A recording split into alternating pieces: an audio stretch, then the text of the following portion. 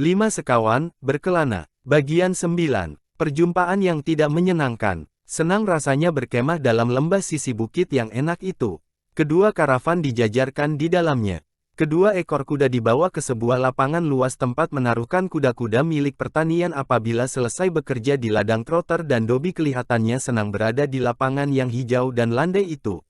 Di situ ada mata air yang mengalir lewat sebuah palung yang terbuat dari batu. Dengan segera kedua ekor kuda itu minum di situ. Nah, urusan kuda kita sudah beres, kata Julian. Nanti kita katakan pada petani, dia bisa meminjam mereka kalau perlu. Sebentar lagi musim panen dan mungkin Dobby dan Trotter akan sangat berguna baginya selama beberapa hari. Dan kedua kuda itu pasti senang bisa bergaul dengan kuda-kuda lain. Di depan lembah terdapat sebongkah batu besar yang menonjol keluar semacam serambi. Ini tempat yang paling baik untuk menikmati pemandangan danau, kata Anne, lalu duduk di situ. Wah, batu-batunya hangat karena sinar matahari. Asyik, kusarankan, kita kalau makan di sini saja, kata George sambil ikut duduk di atas batu.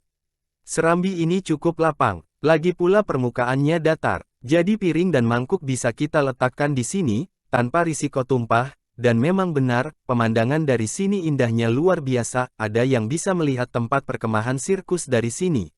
Di sana ada asap mengepul, kata Dick sambil menunjuk. Kurasa disitulah tempat perkemahan mereka.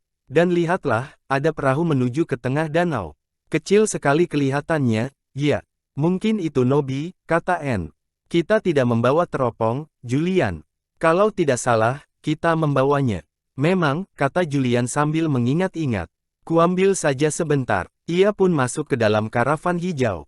Mengaduk-aduk isi beberapa laci sebentar, lalu muncul kembali sambil menjinjing teropong. Ini dia, katanya, lalu mendekatkan teropong ke matanya. Ya, sekarang perahu itu bisa kulihat dengan jelas dan betul, itu Nobby, tapi siapa yang menemani? Wah, si Pongo. Semua berebutan, ingin melihat Nobby dan Pongo di perahu. Sebetulnya kita bisa minta pada Nobby agar memberi isyarat dari perahu, apabila ia ingin memberitahukan bahwa Lou dan pamannya sedang tidak ada di perkemahan, kata Dick. Dengan begitu kita akan tahu bahwa keadaan aman, lantas kita bisa pergi ke perkemahan sirkus untuk melihat-lihat di sana. Ya, bagus sekali gagasanmu itu, sambut GOG. Kemarikan teropong itu, Dick. Timmy juga ingin ikut melihat. Konyol. Dia kan tidak bisa melihat lewat teropong, kata Dick. Tapi diserahkannya juga teropong pada George, yang mendekatkan benda itu ke mata anjingnya. Timmy menatap dengan sikap serius seolah-olah tahu apa yang harus dilihat. Akhirnya ia memalingkan kepala sambil menggonggong singkat satu kali. Katanya ia melihat Nobby dan Pongo, kata George. Saudara-saudaranya tertawa. Anne bahkan agak percaya juga, bahwa Tim bisa melihat Nobby dan Pongo di perahu. Maklumlah, anjing luar biasa. Hari itu panas sekali. Anak-anak merasa tak mampu untuk berbuat sesuatu, bahkan menuruni bukit untuk mandi-mandi di danau saja pun tidak. Mereka merasa bersyukur karena berkemah di atas bukit. Di tempat itu setidak-tidaknya masih bertiup angin lembut yang menghembus sekali-sekali. Mereka tidak memperkirakan akan melihat Nobby lagi hari itu. Tapi diharapkan anak itu akan datang ke atas keesokan harinya. Kalau ternyata tidak, mereka akan turun dan mandi-mandi di danau. Mudah-mudahan saja kemudian mereka akan berjumpa dengan anak kocak itu. Duduk di atas serambi batu, lama-lama tidak enak. Terlalu panas di situ. Keempat remaja itu berteduh di bawah pohon-pohon bir. Mereka membawa buku bacaan. Timmy ikut berteduh. Lidahnya terjulur keluar dan napasnya terengah-engah. Seperti habis lari jauh. Sebentar-sebentar anjing itu minum di mata air. Anne mengisi sebuah basi besar dengan air dingin, lalu meletakkannya di tempat yang berangin dekat mereka duduk. Ia juga menyediakan sebuah mangkuk minum. Hari itu tak henti-hentinya mereka merasa haus. Enak rasanya minum air dingin yang berasal dari mata air. Hari itu danau nampak biru sekali. Permukaannya licin tak bergerak seperti permukaan cermin. Perahu Nobby tak nampak lagi di atas air. Rupanya sudah pergi lagi. Bagaimana jika kita ke danau sore ini, apabila sudah tidak begitu panas seperti sekarang? Kita mandi-mandi, ajak Julian pada saat minum teh. Sehari ini kita tak banyak bergerak. Ada baiknya jika kita berjalan ke kaki bukit lalu berenang-renang sebentar. Timmy jangan kita bawa serta, karena siapa tahu nanti berjumpa dengan Lou atau Dan. dia pasti akan langsung menyerang mereka. Kita sendiri bisa berjaga-jaga dan menghindar, tapi kalau Timmy, begitu kedua laki-laki itu nampak pasti akan langsung diserang.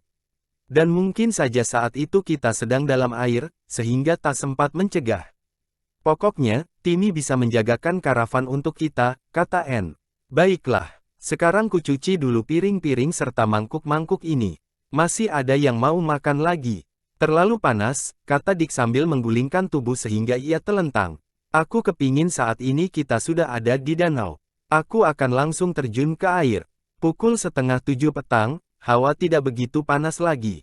Tapi matahari belum terbenam karena saat itu musim panas. Dalam bulan Agustus, di daerah tempat pelancongan anak-anak itu matahari baru terbenam sekitar pukul 9 malam. Anak-anak berangkat menuruni bukit. Tim marah dan tersinggung karena merasa ditinggal pergi. Kau menjaga di sini, Tim, perintah George tegas. Ingat, jangan boleh ada orang lain mendekati karavan kita. Jaga baik-baik, Timmy. Timmy menggonggong dengan suara suram. Ekornya diselipkan di sela kaki belakang. Menjaga karavan. Masakan George tidak tahu bahwa mustahil karavan bisa keluyuran sendiri, dia kan juga kepingin mandi-mandi di danau. Tapi anjing itu patuh. Ia berdiri di atas serambi batu, memperhatikan anak-anak turun sampai lenyap dari penglihatannya. Telinganya ditegakkan, menangkap suara mereka yang sibuk bicara. Ekornya masih mengarah ke bawah, tanda bahwa ia masih jengkel. Kemudian anjing itu membaringkan diri ke kolong karavan yang ditempati George. Dengan sabar ditunggunya kepulangan tuan-tuannya. Anak-anak menuruni bukit membawa perlengkapan berenang. Mereka mengambil jalan memintas, melompat ke sana kemari seperti kambing gunung. Waktu mendaki dengan karavan, rasanya perjalanan itu jauh sekali. Tapi ketika berjalan kaki ke bawah ternyata tak sebegitu jauh.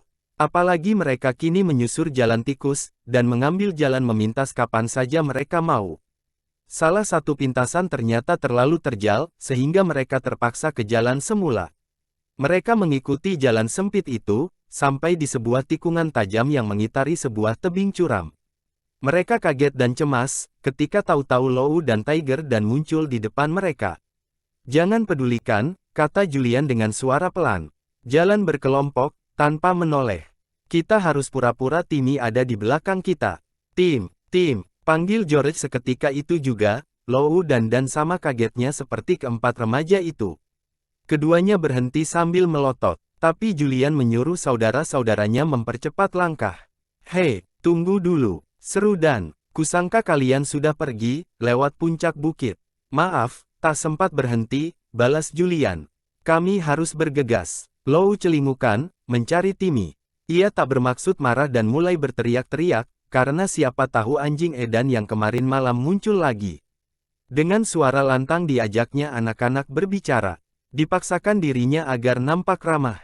Mana karavan kalian? Tanyanya dengan keramahan yang dibuat-buat. Kalian berkemah di sekitar sini. Tapi anak-anak berjalan terus, sehingga kedua laki-laki itu terpaksa membuntuti supaya kata-kata mereka masih bisa didengar. Hei, ada apa? Kami takkan menyakiti kalian. Kami cuma ingin tahu, apakah kalian berkemah di sini? Kan di bawah lebih baik. Jalan terus, gumam Julian pada saudara-saudaranya. Jangan bilang apa-apa pada mereka.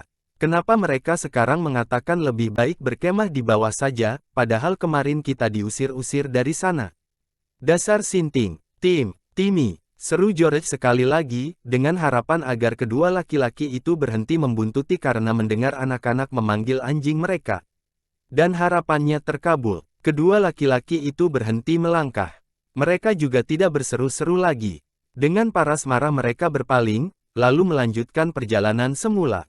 Nah, akhirnya mereka mundur juga, kata Dick lega. Kau tak perlu ketakutan, Anne. Aku ingin tahu, apa yang mereka cari di atas bukit ini. Melihat potongan tampang mereka, mustahil hanya karena ingin jalan-jalan belaka. Kita kan takkan mengalami petualangan lagi, ya Dick? Tanya Anne sekonyong-konyong. Air mukanya memelas. Aku tak mau mengalami petualangan sekali ini. Aku hanya menginginkan liburan biasa, liburan yang tenang. Tentu saja kita tidak akan mengalami petualangan seru, kata Dick meremehkan. Hanya karena kita berjumpa dengan dua laki-laki pemarah dan perkemahan sirkus, kamu lantas menyangka kita akan mengalami bahaya. Sebetulnya aku mau saja menghadapi petualangan. Selama ini setiap liburan kita selalu terlibat dalam pengalaman seru. Dan terus terang sajalah, kau kan juga senang bicara mengenainya setelah itu dan mengingat-ingatnya kembali. Ya, memang, aku senang mengingat-ingatnya kembali, tapi, pada saat sedang terlibat di dalamnya, aku tak begitu senang, kata Anne. Kurasa aku ini bukan tergolong anak yang menggemari petualangan. Betul, kata Julian sambil membantu Anne melewati suatu bagian yang sangat terjal. Tapi kau anak manis, jadi janganlah khawatir. Lagi pula, kau juga tak mau jika sampai tak ikut dalam petualangan kita, kan? Tentu saja, jawab Anne. Aku harus ikut. He, lihatlah, kita sudah sampai di kaki bukit, dan itu dia danaunya. Airnya kelihatan dingin sekali. Beberapa saat kemudian keempat-empatnya sudah berendam dalam air. Dan sekonyong-konyong Nobi muncul sambil melambai dan berteriak-teriak. Aku ikut. Lou dan pamanku sedang pergi, entah kemana mereka saat ini. Hori, kami tadi berjumpa dengan Lou dan pamanmu, ketika sedang menuruni bukit, seru George menjawab. Jangan berteriak-teriak terus. Nobi, ada yang hendak kukatakan padamu. Nah, begitulah. Kukatakan tadi, kami berjumpa dengan mereka, naik ke atas bukit. Ke atas bukit, kata Nobi seperti burung beo. Ia tercengang. Untuk apa mereka naik ke atas bukit?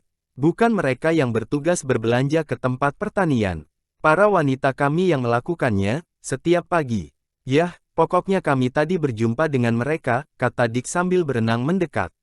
Mereka terkejut sekali melihat kami tiba-tiba muncul di depan hidung mereka. Mudah-mudahan saja kami tak mengalami gangguan mereka lagi. Aku sial hari ini, kata Nobi, sambil menunjukkan lengannya yang memar kebiru-biruan. Aku dipukul paman, karena bergaul dengan kalian, katanya aku tak boleh lagi sembarangan bicara dengan orang-orang tak dikenal. Kenapa tidak boleh? Kata Dick, pamanmu itu sirik, selalu mementingkan diri sendiri. Tapi nampaknya kau sekarang tak mempedulikan larangannya itu. Tentu saja tidak, kata Nobi. Dia kan sedang di atas bukit. Yang penting aku harus hati-hati, jangan sampai ketahuan bersama-sama kalian. Orang-orang di perkemahan sirkus takkan ada yang mengadukan diriku, mereka semua benci pada Lou dan Tiger dan. Kami tadi siang melihat kau berperahu di sini bersama Pongo, kata Julian yang sementara itu ikut menggabungkan diri. Kami lantas berpendapat, jika kau ingin memberi isyarat pada kami, sebetulnya mudah saja. Kau naik perahu ke tengah danau, lalu melambai-lambaikan sapu tangan atau barang lain serupa itu.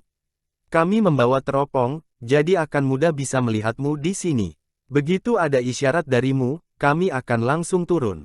Karena kami akan tahu, di sini aman. Akur, kata Nobi. Yuk, kita berlomba berenang, taruhan, aku yang paling dulu sampai di pinggir. Tapi tentu saja bukan dia yang paling dulu sampai, karena ia tidak begitu pandai berenang. Bahkan Anne saja bisa mengalahkannya. Sesampai di tepi, mereka langsung mengeringkan tubuh dengan handuk. Aduh, lapar sekali rasanya sekarang.